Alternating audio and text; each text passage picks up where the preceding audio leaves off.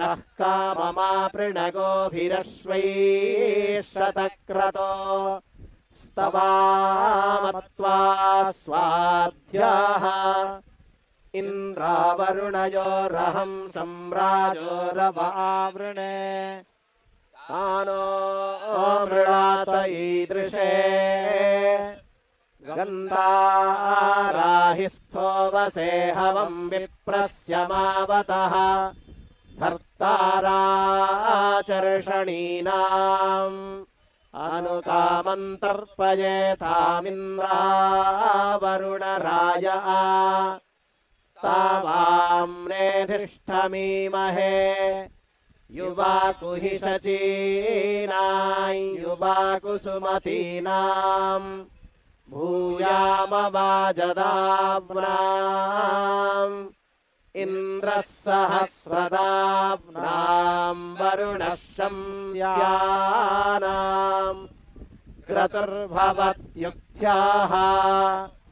तयोरिदवशा वयं शनेमनि च धीमहि स्यादुत प्ररेचनम् इन्द्रावरुणवामहं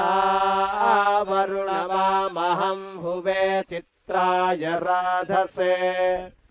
स्मांसु जिज्ञुषस्कृतम्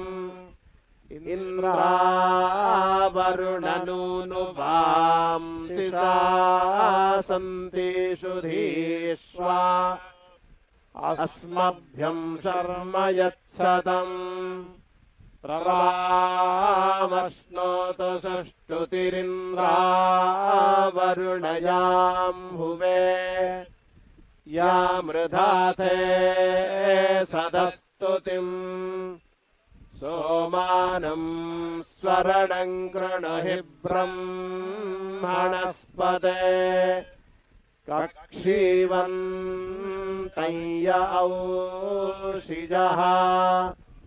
यो रेवान्यो अमीवहावसुवित्पुष्टिवर्धनः स नः सिषक्तुजस्तुरः मानः शंसो अररुषो धूर्तिः प्रणङ्मर्त्यस्य रक्षाणो ब्रह्मणस्पते सखा वीरो नरिष्यति यमिन्द्रो ब्रह्मणस्पतिः सोमो हिनोति मर्त्यम् तं ब्रह्मणस्पते सोम इन्द्रश्च मर्त्यम् दक्षिणापात्वं हसः सदसस्पतिमद्भुतं प्रियमिन्द्रस्य काम्यम् सनिं मेधामयाशिषम् यस्माद्धृतेन सिद्ध्यति यज्ञो विपश्चितश्च न सधीनां योगमिन्वति आरुद्रोति हङ्कृणोत्यध्वरम् होत्रा देवेशं सदृष्टमपश्यं सप्रथस्तमम्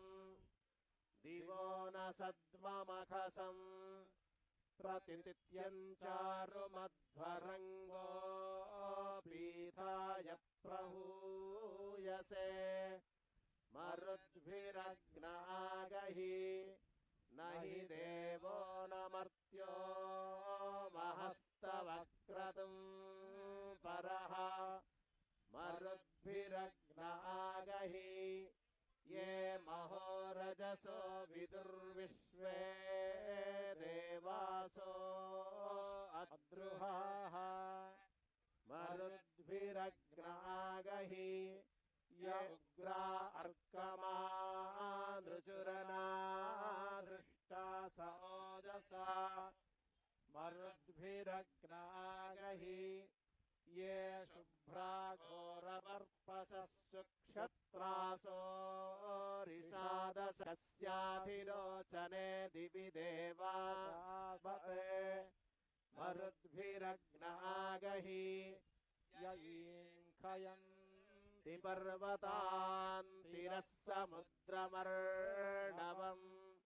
मरुद्भिरग्न आगहि आये तन्वन्तिरश्मिभिः स्थिरः समुद्रमोजसा मरुद्भिरग्न आगहि अजन्वा पूर्ववीतये सृजामि सोम्यं मधु मरुद्भिरग्न आगहि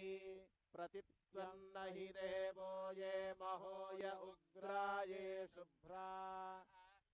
ये नाकस्यायङ्खयन्त्याये तन्वन्त्यभित्वान् मरुद्भिरग्न आगहि अभित्वा पूर्ववीतये सृजामि सोम्यं मधु मरुद्भिरग्न आगहि अजं देवाय जन्मने हरिः ॐ